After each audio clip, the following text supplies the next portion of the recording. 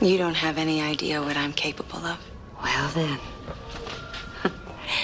look at you, Miss Lana Banana. Just remember, if you look in the face of evil, evil's gonna look right back at you.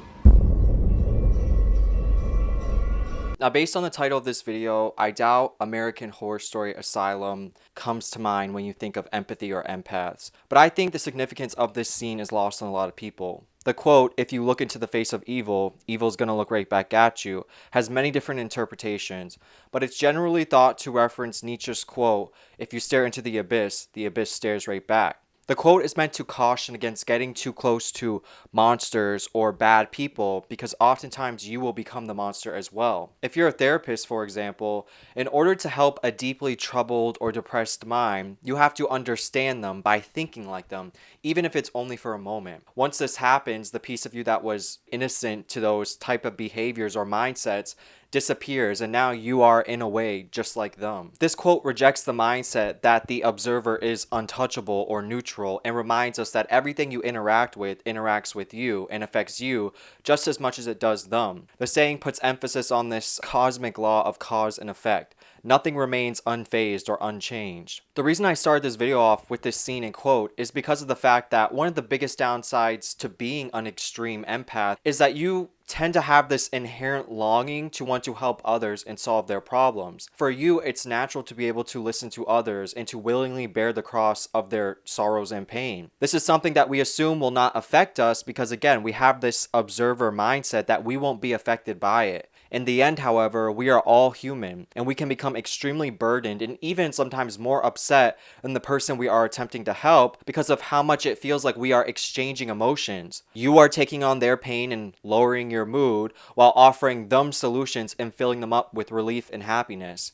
It's never a one-sided transaction, it's equal and opposite. This scene and saying also reminds me of dealing with enemies and the saying, "Be careful who you choose as your enemy because that is who you will become." In the pursuit of winning an argument or one-upping your opponent, you have to get into their head to undo them. In the end, the one who wins this battle or argument has to outdo the other person by being better than them at their own game. What this means is that the very reason why you argued with them or why you disliked them in the first place now becomes a part of you, because in order to win against them, you had to use their own weapons that were used against you against them. And once you learn how to use them, now you are in their mindset. Being an extreme empath or having such strong levels of empathy can really be a blessing and a curse. You are able to help and relate with nearly anyone you encounter, but it is an ability that cannot be turned off. It can lead to burdening yourself with unnecessary emotions or possibly taking on the negative traits of others in an attempt to help them. A lot of problems in the world, war, violence, greed, and pain,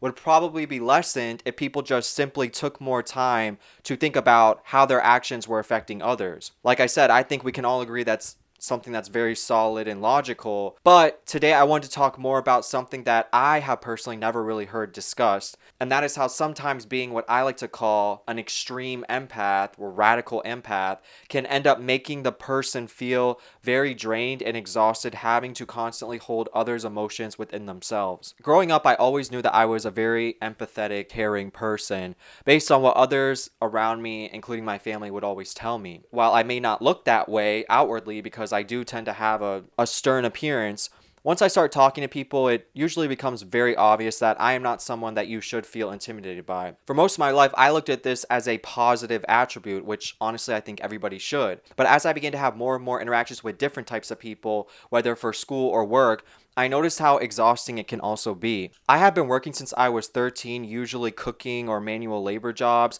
so I never got to interact with large amounts of strangers, people I didn't know, until I got a job in retail. Now, like I said, I already knew I was a pretty nice person, but I didn't really know the levels of empathy I naturally had until I was working with these people day in and day out. Now, I am being completely serious when I say people would come into the store, and within sharing even just a sentence with them, I felt like I would get these flashes of insights into the person's mind and heart, from where the person was from to when they were born, their ethnicity, what type of personality they had, and what they had been through in their life that most likely led them up to becoming the person that they are that I was interacting with in that moment. Like you guys watching this probably right now, I was very weirded out by this, and I just assumed that I was very judgmental and was just consistently like impulsively judging people. But as I would take time to get to know these people, because it was retail, but it wasn't like a mall job, it was a one-on-one where I was the only one in there. It was a small store and I talk a lot, so I was able to get kind of close with these people and have conversations. But what I would find out kind of getting to know them, and I have this like natural thing where people feel very comfortable around me, surprisingly, once they get to know me, I would find out that the things that I was thinking or I thought I was judging people, I would say 95% of the time I was right. Now, when this first began to happen, every single interaction that I had with just all these different, very diverse amounts of people began to almost blow me away, and how I became aware of this gift I had in making every single person feel genuinely unique, special, and heard. And it wasn't like I was being fake or I was doing it because I wanted them to tip me or something. It was just something that I didn't know that I had that was very genuine, commonsensical to me, just something I do. It's just very natural. It's not something I have to try or even think about. What I was noticing was that I was able to connect and relate with anyone in some form, no matter their background. And I'm talking about from millionaires to the homeless to people who were literally off the plane from a different country. Somehow I was able to find it within myself to relate, and not only relate, but I could see it in their eyes. I made them feel comfortable enough. And there was multiple times where people would literally tell me, I don't know why I'm telling you this. Like they would just come in, looking to buy something, and then all of a sudden they're telling me their whole life story and why they do the things they do.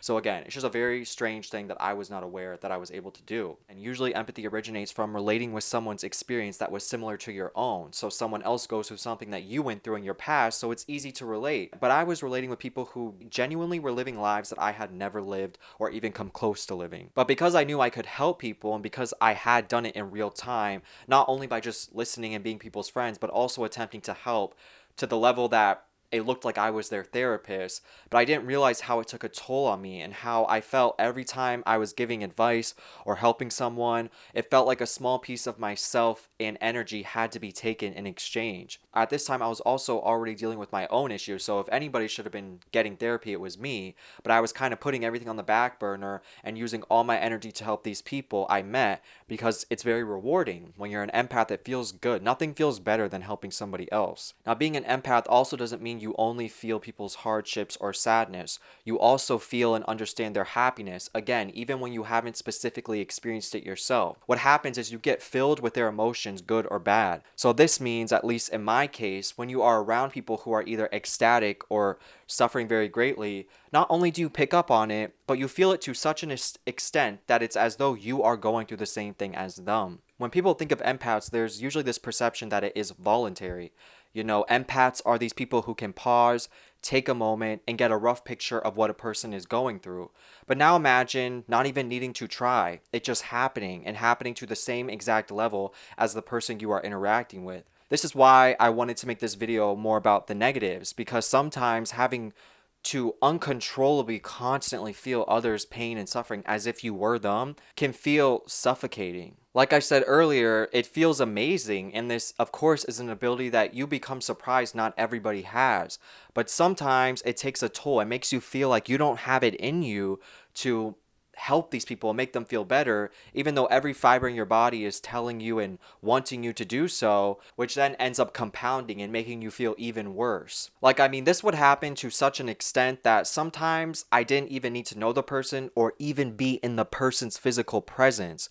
So there are certain shows, especially like reality TV, where it also just surprises me how much it affects me. It's like it doesn't matter what confident facade these people put up, I can see right through it, and I can see that they are dealing with something or some sort of pain to act and do the things that they do on these shows. And again, I'm not trying to say that I'm watching like this show and it's making me cry or anything. It's not like that. It's just, it makes me feel so uncomfortable or kind of lower, almost like depressed, to the point where I would never go out of my way to watch them. I mean, really though, what kind of stable, happy, content person would willingly go on one of the housewife shows or Jocelyn's Cabaret. It's also just so weird to me because I find the little 30-second clips I see on TikTok funny, but to sit down and watch the show makes me think, damn, this really makes me feel sad and almost feel really bad for them. And then, of course, there's the times where not even engaging with certain people, but just being around their energy can still affect me in a negative way. When I moved to Boston, I had to live with roommates for the first time, and at its peak, there was like 5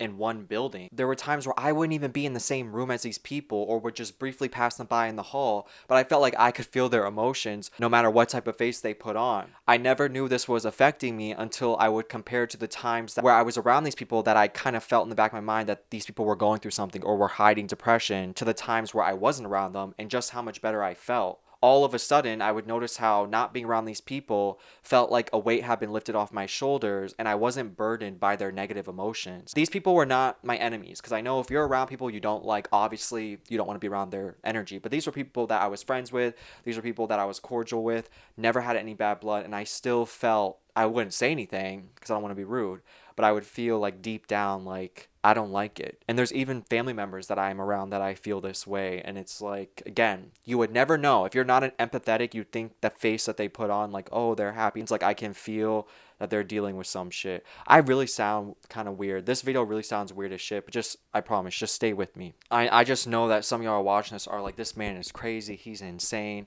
But I promise, I'm not trying to say like I have some like superpower, even though I guess I would call empathy, extreme empathy, a type of power. But really, I'm not trying to say like I'm a soothsayer or psychic or anything. I was raised by very empathetic parents, and I grew up in an environment where I was basically my friends and siblings' therapist. So I learned how to understand and read emotions from a very, very young age. But I do think this is a pretty nice, cool trait to have no matter what, and it really helps you to understand people's goals and personalities very quickly. But I do feel like this side isn't talked about enough, and how this unprovoked experience of having to feel others' pain consistently can feel like such a burden. It will bring you to a point that you understand you have to force yourself to set boundaries with people, even when your gut and who you are deep down is telling you that you want to be nice and you want to be outgoing and you want to help them if they want to vent. It can even get to a point where you wish you could just drop your conscience and be cold and uncaring to people to protect your own peace. You start to look at people who are very cold and harsh and be like, sometimes I wish I had that, because it's hard for me to just not be nice to people. But I'm telling y'all, I'm getting there. I'm not saying it's a good thing to be mean, but I'm getting there to where it is what it is. I swear, in our society, because people are very mean usually, all you really hear about is how empathy is a good thing. I also feel like this is something I can't really talk about, because when I tell people, it sounds so mean, but when I tell people like you're ruining the vibe, but seriously, that does sound pretentious, I guess, or mean, or over, like I'm overthinking. But again, most of the time I don't talk about this. I don't just tell people you have shitty vibes. I can feel your shitty depression even though you're not outwardly projecting it. I never would say that to people. But yeah, it's just something that I feel like I can't be the only one dealing with this. But yeah, let me know what you guys think.